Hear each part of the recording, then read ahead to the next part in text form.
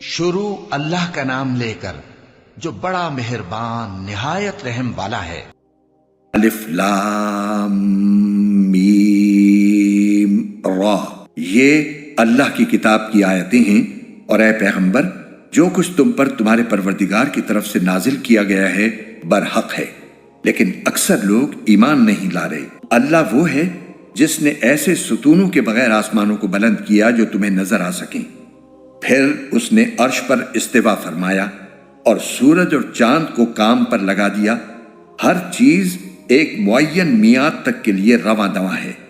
وہی تمام کاموں کی تدبیر کرتا ہے، وہی ان نشانیوں کو کھول کھول کر بیان کرتا ہے تاکہ تم اس بات کا یقین کر لو کہ ایک دن تمہیں اپنے پروردگار سے جا ملنا ہے۔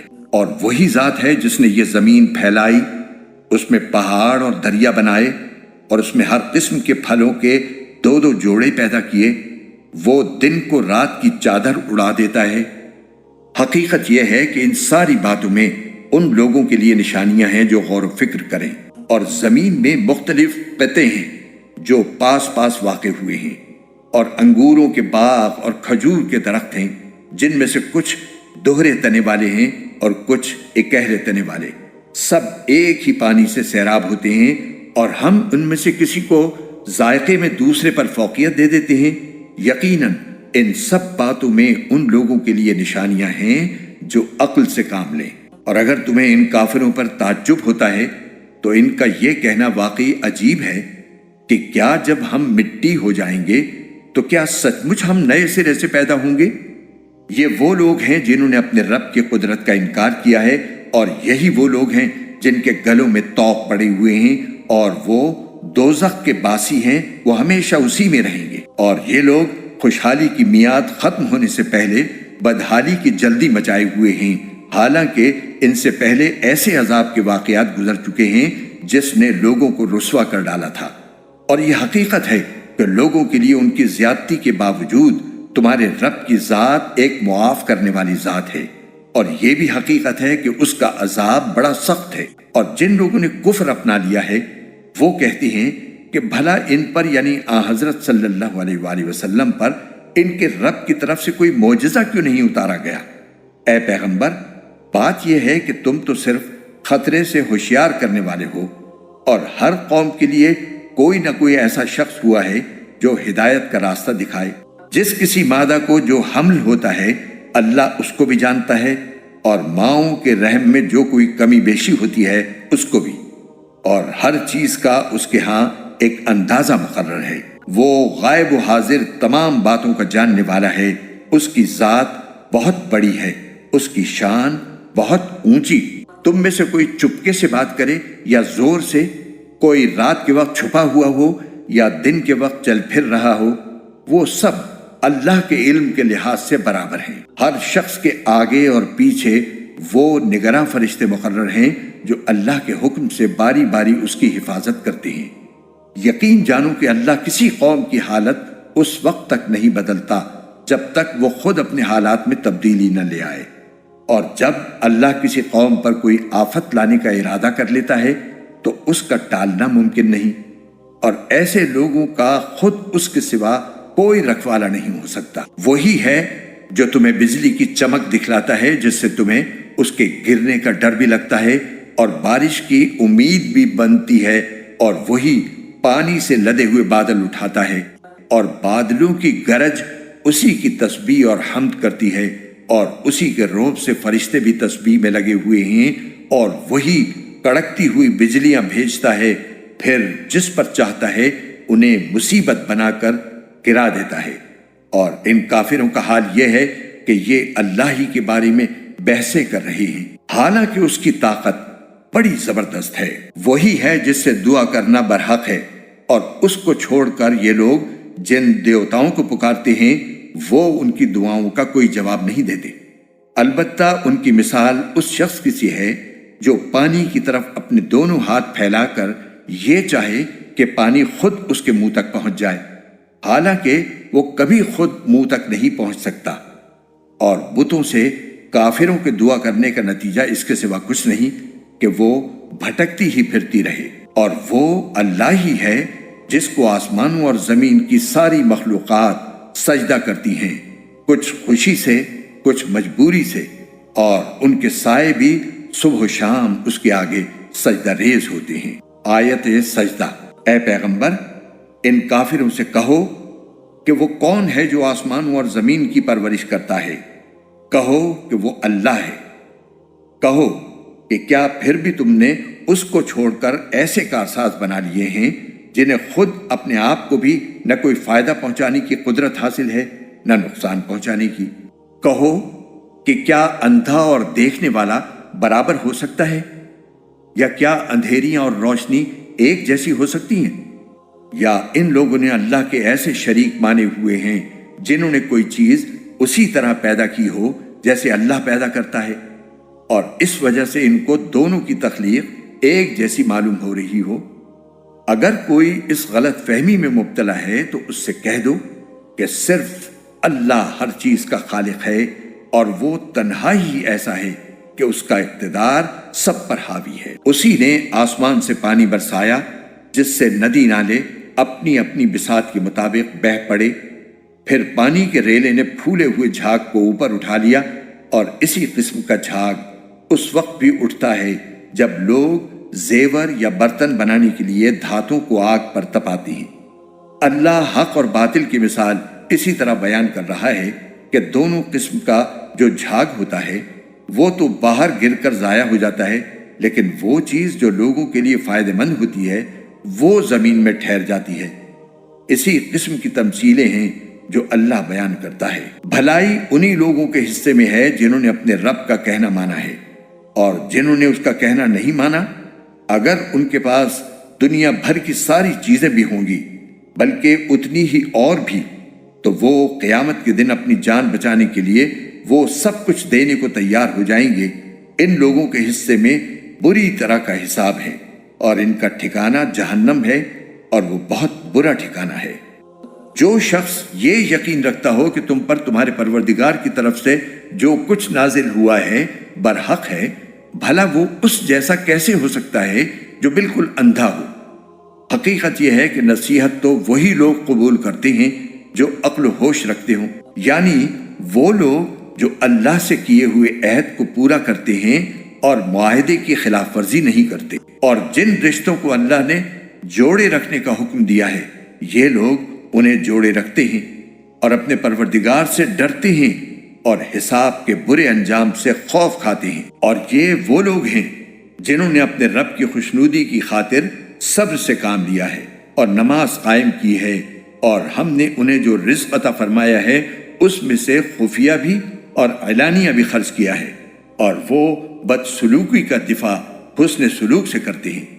وطن اصلی میں بہترین انجام ان کا حصہ ہے، یعنی ہمیشہ رہنے کے لیے وہ باغات جن میں وہ خود بھی داخل ہوں گے، اور ان کے باپ دادوں، بیویوں اور اولاد میں سے بھی جو نیک ہوں گے وہ بھی، اور ان کے استقبال کے لیے فرشتے ان کے پاس ہر دروازے سے یہ کہتے ہوئے داخل ہوں گے کہ تم نے دنیا میں جو صبر سے کام لیا تھا اس کی بدولت اب تم پر سلامتی ہی سلامتی نازل ہوگی، اور تمہارے اصلی وطن میں یہ تمہارا بہترین انجام ہے۔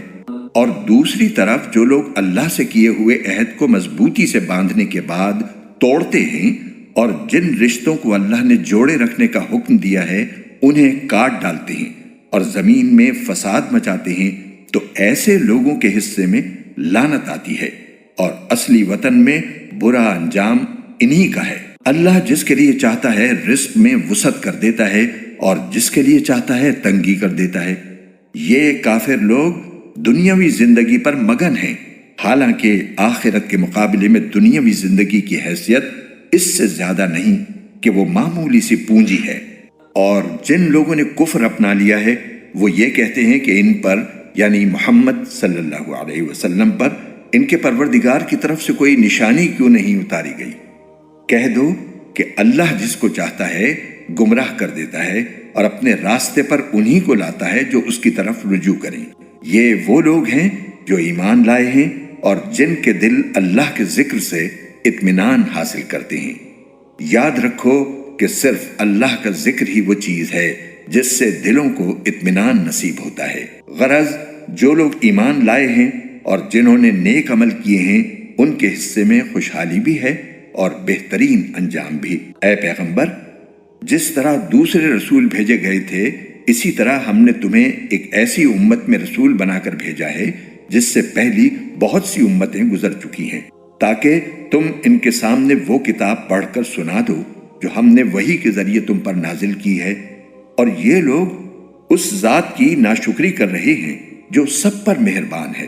کہہ دو کہ وہ میرا پالنے والا ہے، اس کے سوا کوئی عبادت کے لائق نہیں ہے، اسی پر میں نے بھروسہ کر رکھا ہے اور اسی کی طرف مجھے لوٹ کر جانا ہے۔ اور اگر کوئی قرآن ایسا بھی اترتا جس کے ذریعے پہاڑ اپنی جگہ سے ہٹا دیے جاتے یا اس کی بدولت زمین شق کر دی جاتی اور اس سے دریا نکل پڑتے یا اس کے نتیجے میں مردوں سے بات کر لی جاتی، تب بھی یہ لوگ ایمان نہ لاتے۔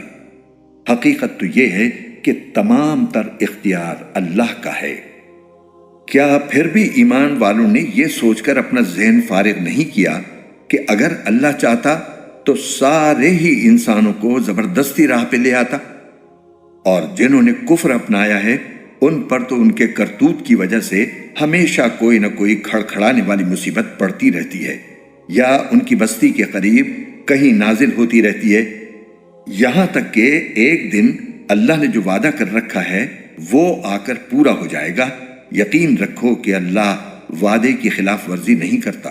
اور اے پیغمبر، حقیقت یہ ہے کہ تم سے پہلے پیغمبروں کا بھی مذاق اڑایا گیا تھا، اور ایسے کافروں کو بھی میں نے مہلت دی تھی، مگر کچھ وقت کے بعد میں نے ان کو گرفت میں لے لیا۔ اب دیکھ لو کہ میرا عذاب کیسا تھا۔ بھلا بتاؤ کہ ایک طرف وہ ذات ہے جو ہر شخص کے ہر کام کی نگرانی کر رہی ہے، اور دوسری طرف ان لوگوں نے اللہ کے ساتھ شریک مانے ہوئے ہیں۔ کہو کہ ذرا ان اللہ کے شریکوں کے نام تو بتاؤ۔ اگر کوئی نام لوگے تو کیا اللہ کو کسی ایسے وجود کی خبر دو گے جس کا دنیا بھر میں اللہ کو بھی پتہ نہیں ہے؟ یا خالی زبان سے ایسے نام لے لوگے جن کے پیچھے کوئی حقیقت نہیں؟ حقیقت تو یہ ہے کہ ان کافروں کو اپنی مکارانہ باتیں بڑی خوبصورت لگتی ہیں، اور اس طرح ان کی ہدایت کے راستے میں رکاوٹ پیدا ہو گئی ہے۔ اور جسے اللہ گمراہی میں پڑا رہنے دے اسے کوئی راہ پر لانے والا میسر نہیں آ سکتا۔ ایسے لوگوں کے لیے دنیاوی زندگی میں بھی عذاب ہے، اور یقیناً آخرت کا عذاب کہیں زیادہ بھاری ہوگا، اور کوئی نہیں ہے جو انہیں اللہ کے عذاب سے بچا سکے۔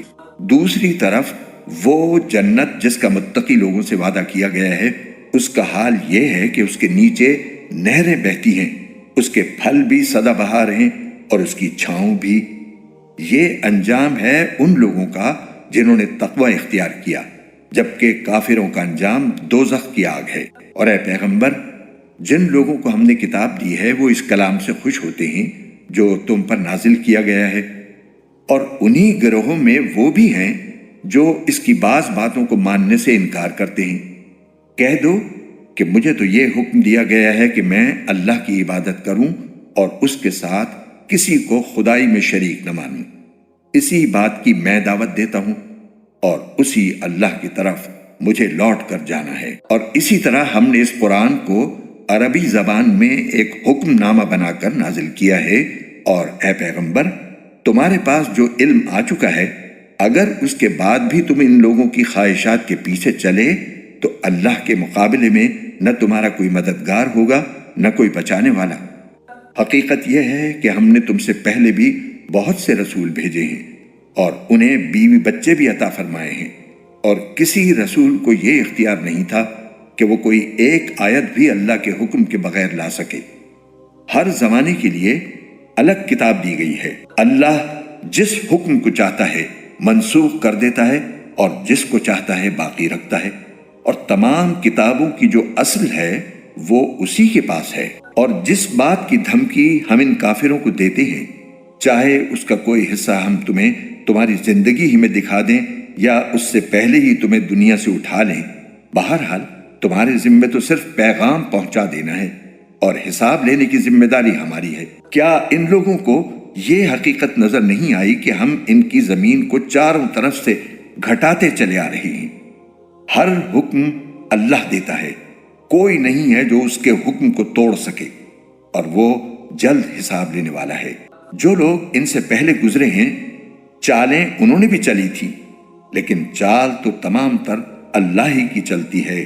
کوئی بھی شخص جو کچھ کرتا ہے سب اسے معلوم ہے، اور کافروں کو عنقریب پتہ لگ جائے گا کہ اصلی وطن کا نیک انجام کس کے حصے میں آتا ہے۔ اور جن لوگوں نے کفر اپنا لیا ہے وہ کہتے ہیں کہ تم پیغمبر نہیں ہو۔